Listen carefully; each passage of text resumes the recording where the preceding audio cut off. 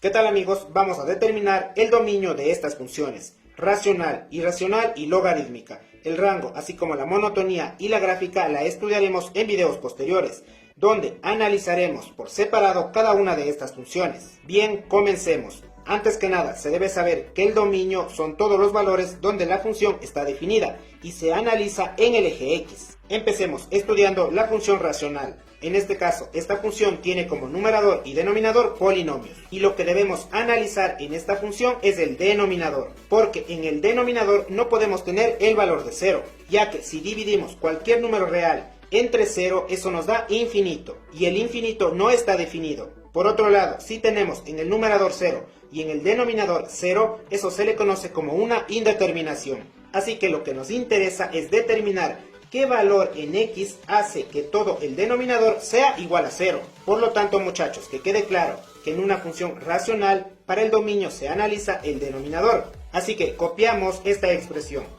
4x menos 8. Y sabemos que todo esto debe ser diferente de 0. Procedemos a despejar la variable x. 4x se mantiene diferente, el menos 8 pasa con signo positivo. X diferente, 8, y el 4 que está multiplicando pasa a dividir. X diferente, 8 entre 4, 2. Es decir, que x debe ser diferente de 2, porque si reemplazamos el valor de 2 en la variable x, obtendremos en el denominador 0. Comprobemos. 2 por 4, 8, menos 8, 0, y eso es lo que no queremos. Entonces ya sabemos qué valor no debemos reemplazar en esta función. Escribamos el dominio, y al dominio lo podemos representar como d de la función f de x igual x elemento de todos los números reales excepto el valor que encontramos, 2.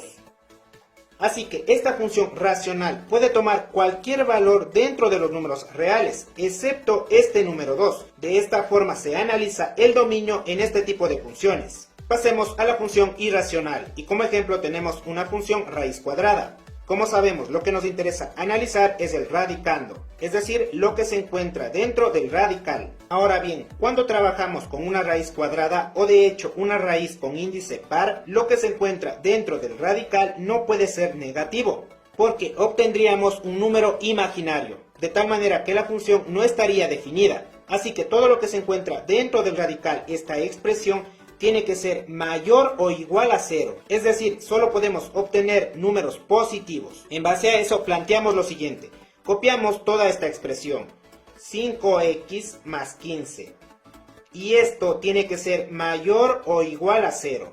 Acabamos de obtener una desigualdad, una inecuación. Comenzamos a despejar la variable x, 5x se mantiene mayor o igual, el más 15 pasa como menos 15. X mayor o igual, menos 15, y el 5 que está multiplicando pasa a dividir. X mayor o igual, menos 15 entre 5 es menos 3. Entonces, la variable x debe tomar valores mayores o iguales a menos 3. Es decir, al reemplazar esos valores en la variable x y luego resolver toda esta expresión, obtendremos como resultado un número positivo. Comprobemos, reemplacemos el menos 3 en la variable x. Menos 3 por 5 sería menos 15, más 15 es 0, y la raíz cuadrada de 0 es 0, entonces ese valor sí está definido. Reemplacemos otro valor, un número mayor a menos 3, pero entero es menos 2.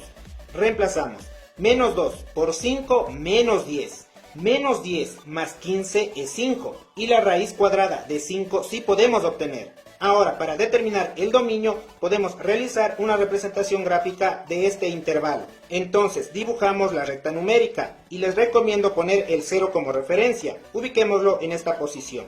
Ahora, procedemos a ubicar este número en la recta numérica. El menos 3 se encuentra a la izquierda del 0, más o menos por esta posición. Trazamos una pequeña línea y dibujamos un círculo. Ahora debemos analizar si pintamos o no pintamos este círculo. Para eso nos dirigimos a la desigualdad. Y aquí nos dice mayor o igual. Está incluido el igual. Entonces, cuando se incluye el igual, debemos pintar este círculo. Eso significa cerrado. Ahora, los números mayores a menos 3 se encuentran hacia la derecha. O a su vez, miren hacia dónde apunta esta flecha. Hacia la derecha. En este extremo ubicamos una flecha que indica que se va hacia el más infinito. Por lo tanto, la variable x puede tomar todos estos valores. Tomen en cuenta que esta gráfica no pertenece a la función, sino es una ayuda para poder encontrar el dominio. Eso debe quedar claro. No vayan a pensar que esta gráfica pertenece a la función raíz cuadrada. Entonces, con esta gráfica determinemos el dominio. Dominio de la función f de x es igual x elemento. Y se escriben los términos de izquierda a derecha. Nos topamos con el menos 3. Punto y coma hacia el infinito. Recuerden que el 0 simplemente es una referencia. Ahora, esto significa cerrado, así que en el menos 3 un corchete. En cambio, los infinitos siempre son abiertos, paréntesis. Y listo, hemos encontrado el dominio de esta función irracional raíz cuadrada. Y finalmente pasemos a esta función logarítmica, donde tenemos como ejemplo una función logarítmica en base 10. Tomen en cuenta que cuando no se encuentra la base del logaritmo, significa que la base es 10. Para estudiar el dominio en este tipo de funciones, lo que nos interesa analizar es el argumento del logaritmo. Y este argumento tiene que ser estrictamente números positivos, es decir, mayor a 0. Así que el análisis es similar a esta función raíz cuadrada. Entonces, copiamos el argumento del logaritmo. 16 menos 4x. Y debe ser mayor a 0. En cambio, en la función raíz cuadrada es mayor o igual a 0. Tomen en cuenta esa diferencia. Procedemos a despejar la variable x. Menos 4x se mantiene mayor y el 16 pasa como menos 16. Ahora multiplicamos a esta desigualdad por menos 1. Y con esto los términos cambiarán de signo. Ya no es menos 4, ahora es 4x positivo. Ya no es menos 16, ahora es 16 positivo. Cuando en una desigualdad se multiplica por un número negativo, hay que cambiar el sentido de la desigualdad.